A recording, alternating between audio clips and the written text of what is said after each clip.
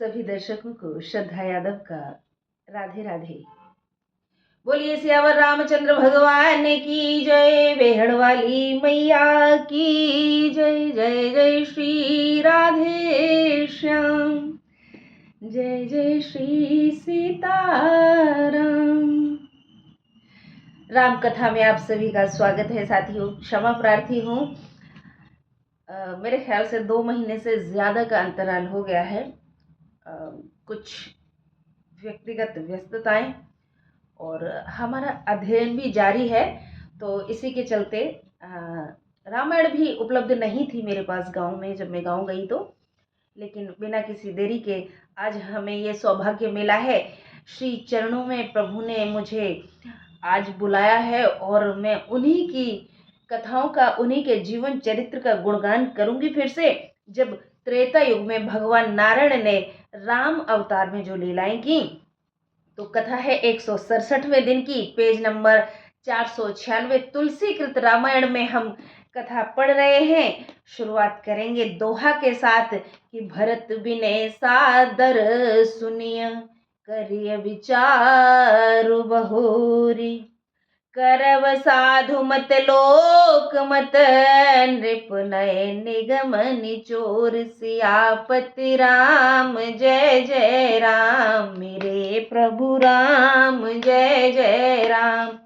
श्री राम जय राम जय जय राम, श्री राम जय जय राम। पहले भरत की प्रार्थना सादर सुनिए, फिर विचार कीजिए, तब साधु मत लोक मत राजनीति और शास्त्रों के अनुसार कीजिएगा।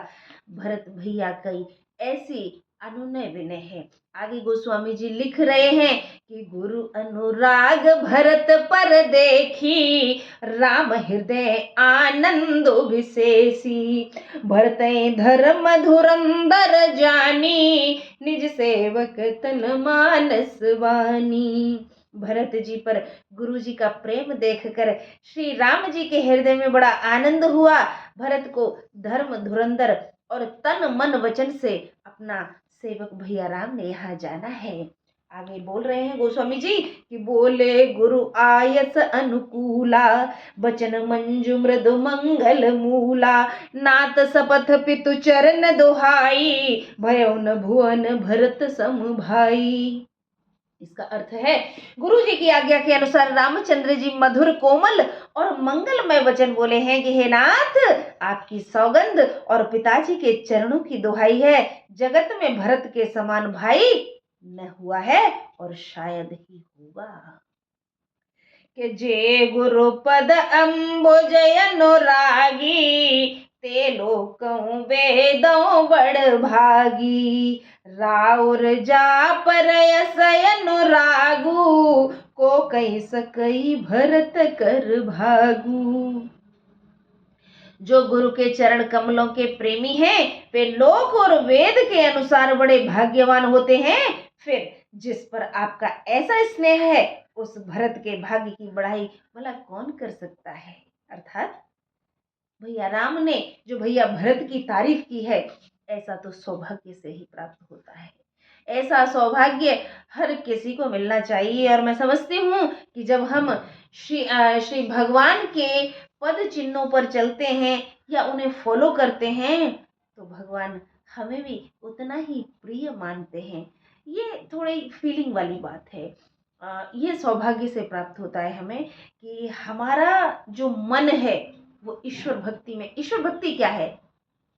ईमानदारी के साथ जीवन, मन वचन कर्म से सच्चाई और ईमानदारी के साथ जीवन व्यतीत करना, मेरे हिसाब से यही भक्ति है। और इसमें अगर भगवान श्री राम का या श्री कृष्ण का या महादेव जी का या माँ दुर्गे का या किसी भी धर्म से आप बिलोंग करते हैं, वहाँ ईमानदारी के साथ निस्वार्थ भाव से, अहिंसा से परे, यानी हिंसा नहीं करते हैं, आप मन वचन कर्म से ईमानदारी से किसी को कष्ट नहीं पहुंचाते हैं, आपकी वजह से किसी की आंखों में आंसू नहीं आए हैं, आपकी वजह से लोगों के चेहरे पर मुस्कुराहट है, वही सच्ची भक्ति, वही सच्ची तपस्या है। कई बार लोग कहते हैं कि हम चाहकर भी ऐसा नहीं कर पाते हैं, तो उसके लिए एक रामबाण उपाय है कि राम भजन कर लो।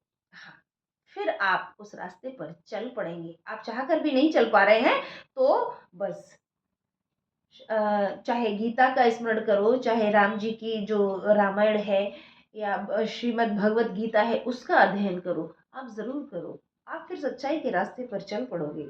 आगे बढ़ते हैं। खेला खेला गो बंधु बुद्धि सकुचाई, करत बदन पर भरत बढ़ाई। भरत कहें सोए किए भलाई, अस कहे राम रहे अरगाई।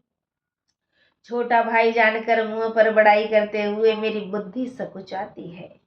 जो कुछ भरत कहे वही करने में भला है, ऐसा कहकर श्री राम जी चुप हो गए हैं, क्योंकि पिताश्री ने भरत जी को अयोध्या का राजा निर्धारित किया था माँ कैकेयी के कहने पर।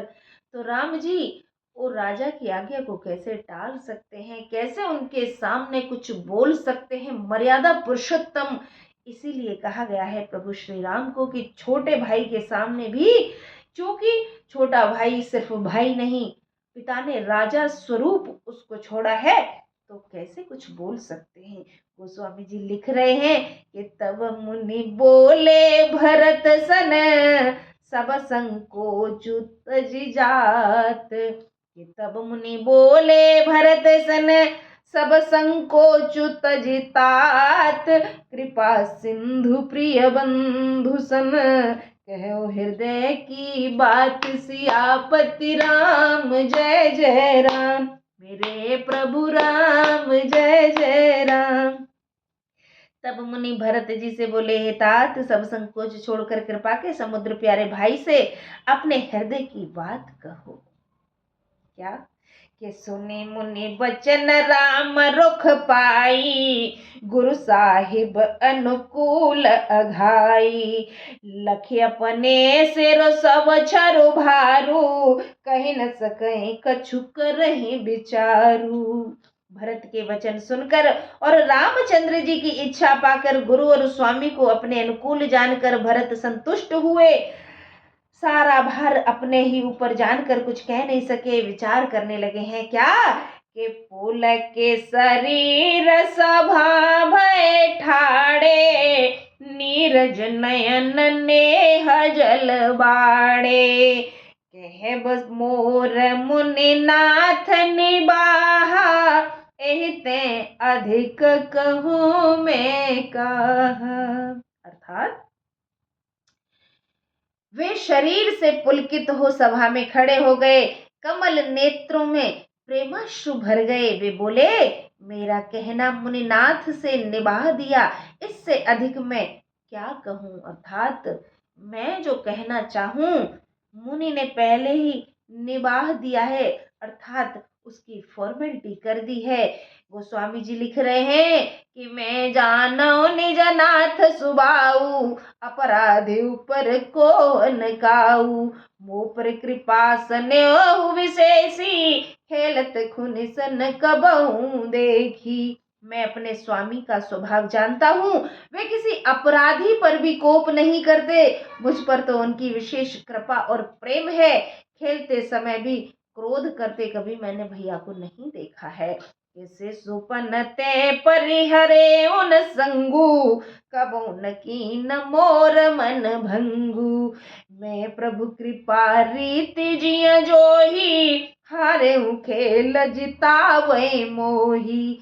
मैंने लड़कपन से ही उनका साथ कभी नहीं छोड़ा और उन्होंने कभी मेरा मन नहीं तोड़ा है। प्रभु की कृपा की रीति को मैंने अपने हृदय से पहचाना है। खेल में हार जाने पर भी वो मुझे जिता देते थे। अक्सर भाई बहनों में ऐसा ही होता है। हाँ, लेकिन शादियां होने के बाद ये मन मुटाव क्यों आ जाते हैं, इनमें सामंजस्य बिठाने की आवश्यकता है। और जिन घरों में ज्यादा ऊतापाई हो रही है, मुझे लगता है कि हमें श्री रामचरितमानस का और गीता का अध्ययन अवश्य करना चाहिए। और जो विभिन्न धर्मों के लोग हैं तो वो अपने अपने धर्मों की पवित्र पुस्तकों का अध्ययन कर उन्हें आत्मसात करें और उसको फिर फॉलो करें। इसी के साथ विराम देंगे, लेकिन चलते चलते एक दोहा जरूर हो जाए कि मोहु स्नेह संकोच वस सनमुख कही न बैन, दर्शन तृपित न आजु लगे, प्रेम प्यासे नैन सियापति राम जय जय राम, अवधपति राम जय जय राम। श्री राम जय जय राम, श्री राम जय जय राम। राम कथा हमारा मार्गदर्शन करती है और मैं इसे इसलिए पढ़ती हूँ क्योंकि मेरे अंदर जिज्ञासा थी, आखिरकार इसके अंदर है क्या, इन दोहों का अर्थ क्या है, तात्पर्य क्या है और इससे कितना लाभ हो सकता है। ईश्वर कृपा है कि कुलीन वंश में जन्म मिलने के बाद मुझे श्री रामचरितमानस की शरणागति प्राप्त हुई और इसके बाद अन्य ग्रंथों की ओर भी हम रुख जरूर करेंगे। फिलहाल इसे पूर्ण करने का उद्देश्य है। इसी सद्विचार के साथ आज्ञा दीजिए कि आप भी ईश्वर भक्ति में रम जाएं, अर्थात मन वचन कर्म से कभी किसी को कष्ट ना होने दें। कोशिश कीजिए कि आपके कारण लोगों के चेहरों पर मुस्कुराहट आ जाए, उनके जीवन में सुख हो। इसी के साथ श्रद्धा यादव को अनुमति दीजिए, अगले भाग में फिर भेंट होगी। तब तक के लिए नमस्कार, राधे राधे, जय सीताराम। बोलो बेहड़ वाली मैया की जय।